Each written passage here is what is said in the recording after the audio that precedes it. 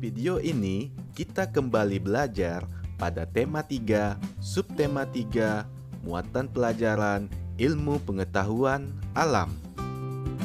Pembelajaran 1, peduli terhadap kelestarian sumber daya alam dan lingkungan. Peduli terhadap kelestarian sumber daya alam dan lingkungan sekitar dapat dilakukan dengan cara peduli terhadap hewan dan tumbuhan. Hewan dan tumbuhan memberi banyak manfaat kepada manusia. Sudah seharusnya kita menjaga dan merawatnya. Tanaman yang tidak terawat mudah terserang hama dan penyakit. Tanaman akan terlihat layu dan tidak segar, karena tanaman tersebut kurang nutrisi dan air. Jika keadaan tersebut berlangsung secara terus-menerus, maka tanaman tersebut akan mati. Hewan yang tidak terawat juga mudah terserang penyakit. Misalnya, burung merpati yang sakit dapat menularkan penyakit ke makhluk hidup lain. Selain itu, kandang dari burung merpati yang jarang dibersihkan akan menimbulkan bau tidak sedap. Jika burung merpati didiamkan tanpa perawatan, maka burung tersebut akan mati. Ciri-ciri tumbuhan yang terawat dan tidak terawat. Ciri-ciri tumbuhan yang terawat yaitu daun berwarna hijau dan segar serta tidak layu. Batang terlihat kokoh dan tidak rapuh. Juga tidak mudah terserang hama dan penyakit.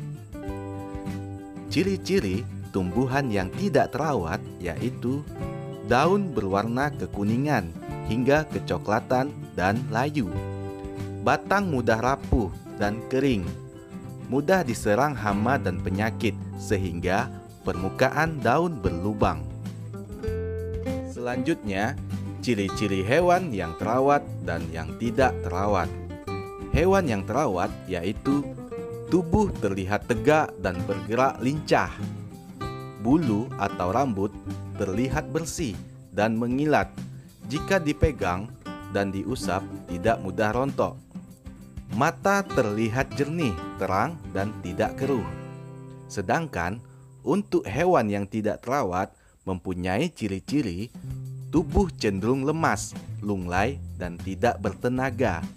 Bulu atau rambut terlihat kotor, kusam, dan rontok. Mata berair atau bernanah sehingga terlihat keruh, bahkan tidak bisa melihat. Berikutnya, kita masuk ke pembelajaran 3. Pentingnya penghijauan sebagai upaya pelestarian sumber daya alam. Pelestarian sumber daya alam dapat dilakukan dengan melakukan penghijauan di sekitar kita. Penghijauan bertujuan untuk menjaga lingkungan dari kerusakan. Perbuatan membenahi atau memperbaiki tanah bekas galian pertambangan atau memupuk tanah untuk mengembalikan kesuburan tanah. Penghijauan dapat dilakukan dengan memanfaatkan lahan kosong di sekitar kita untuk ditanami dengan tanaman obat. Tanaman obat keluarga adalah tanaman hasil budidaya rumah yang berkhasiat sebagai obat.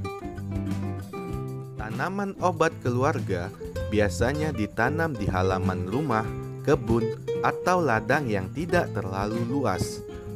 Manfaat tanaman obat keluarga adalah memenuhi keperluan keluarga akan obat-obatan sederhana dengan mudah dan praktis.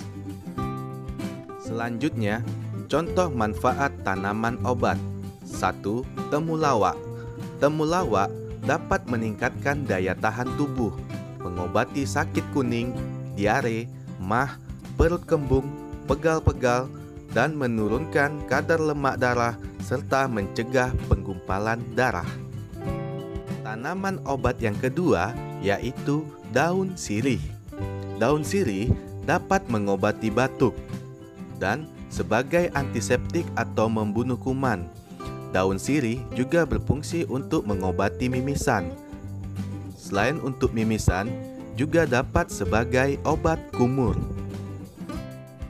Yang ketiga, daun seledri. Daun seledri biasanya digunakan untuk menurunkan tekanan darah. Tanaman obat yang keempat yaitu jeruk nipis.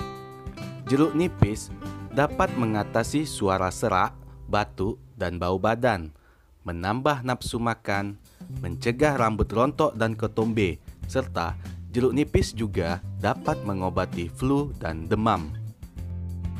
Yang kelima, kunyit. Kunyit dapat digunakan sebagai ramuan jamu, menghilangkan gatal, pencegah kanker, serta kunyit dapat menurunkan kadar lemak darah atau kolesterol. Selanjutnya, cara mencintai tumbuhan dan hewan. Pertama, tidak melukai hewan yang hidup di lingkungan sekitar. Kedua, memberi makan hewan peliharaan. 3. Menanam lebih banyak tumbuhan di lingkungan sekitar, misalnya di perkarangan. 4. Menyiram tanaman, memberi pupuk, dan membersihkan tanaman pengganggu secara rutin. 5. Tidak merusak tanaman, misalnya dengan menebang pohon sembarangan atau menginjak tanaman.